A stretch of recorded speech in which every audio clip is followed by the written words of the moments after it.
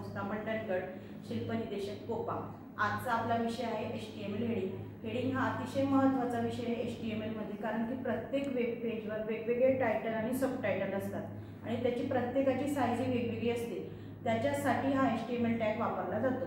तर ते आपल्याकडे H1 to H6 he 6 level available आहे। मग ते कसे तुम्हाला गुगलवर पण बघता येईल। वेगवेगळे बघा तुम्हाला साइजेसमध्ये दिसतात। गुगलवरचं समजा आपण एखादा पेज ओपन केला, कुठलाही गुगलवर तुम्ही काही माहिती टाका, म्हणजे आता तुम्ही समजा एखादे टॅगचीच माहिती टाकली HTML टॅग, तर बघा इथली साईज वेगळी आहे, ही साईज वेगळी आहे, ही साईज वेगळी आहे। ह्या वेगवेगळ्या साइजेसमध्ये तुम्हाला अवेलेबल दिसतात। मग याच्यासाठी आपल्याला हा टॅग लागतो। मग आता त्याचा प्रोग्राम कसा करायचा, तर त्याच्यासाठी आपल्याला एक एडिटर लागणार आहे। ते आपण नोटपॅड एक एडिटर घेऊया आणि प्रोग्राम रन करण्यासाठी एक वेब ब्राउझर घेऊया। तर आता मी तुम्हाला तो प्रोग्राम करून दाखवते कसा करायचा तो। त्यासाठी आपल्याला नेहमीप्रमाणे नोटपॅडचं ॲप लागणार आहे। नोटपॅड तुम्ही ओपन करा आणि त्याच्यामध्ये आपण नेहमीप्रमाणे ते पॅटर्न आहे त्याप्रमाणे प्रोग्राम टाईप करायचा। पहिले आहे आपलं HTML, नंतर आहे आपलं हेड टॅग, देन आपला टायटल टॅग। टायटल टॅग मध्ये आपण HTML हेडिंग असंच देऊया, HTML हेडिंग टॅग म्हणून HTML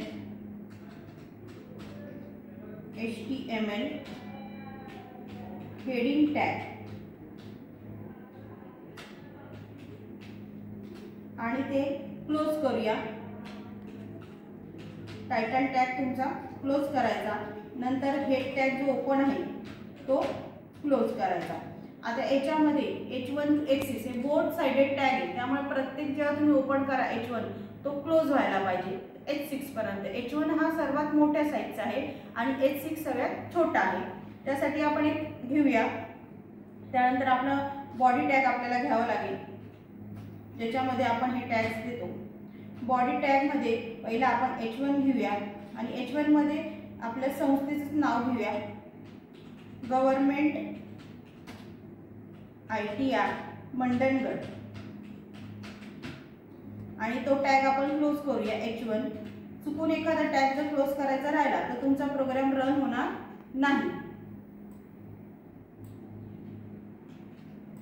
आता आपल्याला H6 पर्यंत हे टॅग वापरता येणार आहे। त्यासाठी तुम्ही हे कॉपी पेस्ट करून घ्या, म्हणजे तुमचा रायटिंगचा टाइम वाचेल।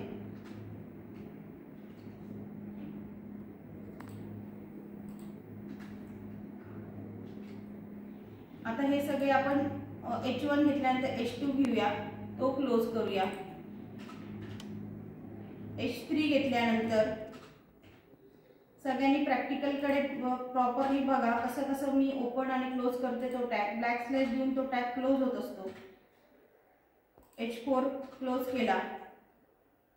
आता H5 टॅग घेतला, H5 टॅग क्लोज केला।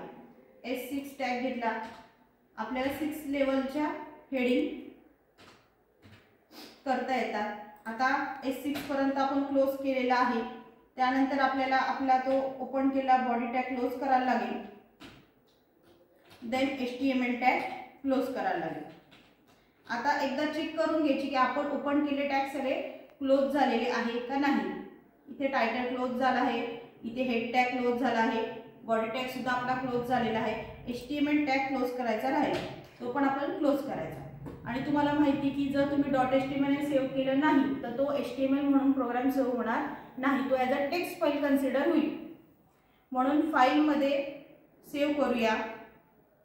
तुम्हाला स्वतःचा फोल्डर तयार करायचा असेल तरी तुम्ही फोल्डर करू शकता डॉक्युमेंट्समध्ये। इथे न्यू फोल्डर दिसेल, तुम्ही माझा पॉइंटर बघा, इथे HTML प्रोग्राम म्हणून नाव दिलं फोल्डरला तरी चालेल। तुम्हाला जे नाव हवं असेल ते तुम्ही टाका, तुम्हाला समजेल असं। मी HTML प्रोग्राम्स म्हणते आणि तो फोल्डर ओपन करून त्याच्यामध्ये ही फाईल सेव्ह करते हेडिंग टॅग म्हणून। फक्त मी तो .html ने सेव्ह करते, तो .html मी सेव्ह केला। आता हे सगळं क्लोज करा, आपला प्रोग्राम चेक करूया आहे का। दिस फाईल मध्ये जा, तुम्ही डॉक्युमेंट्स मध्ये तुमचं फोल्डर तयार केले HTML प्रोग्राम्स म्हणून, ते क्लिक करा. बघा ॲज अ इंटरनेट म्हणून ही कन्सिडर झालेली फाईल आहे. त्याच्यावर डबल क्लिक केला तरी तुमचा प्रोग्राम रन होतो किंवा फाईल ब्राउज करून ती सुद्धा प्रोग्रामला रन करता येतो. मग मी हेडिंग टॅगचा हा प्रोग्राम ओपन करते डबल क्लिक करून. तुम्हाला बघा 6 लेवलचे हेडिंग आलेल्या दिसतील. H1 हा सगळ्यात मोठा आहे आणि H6 हा सगळ्यात छोटा आहे. म्हणजे असे वेगवेगळे तुमच्याकडे समजा टायटल कमी जास्त, सब टायटल किंवा त्यातले कंटेंट हे वेगवेगळ्या साइजेसमध्ये देता येण्याकरता हा H1 to H6 tag HTML मध्ये वापरला जातो. आउटपुट सगळ्यांनी बघितलं असेल. यावरून मी समजते की तुम्हाला HTML चा हेडिंग टॅग हा व्यवस्थित समजला असेल.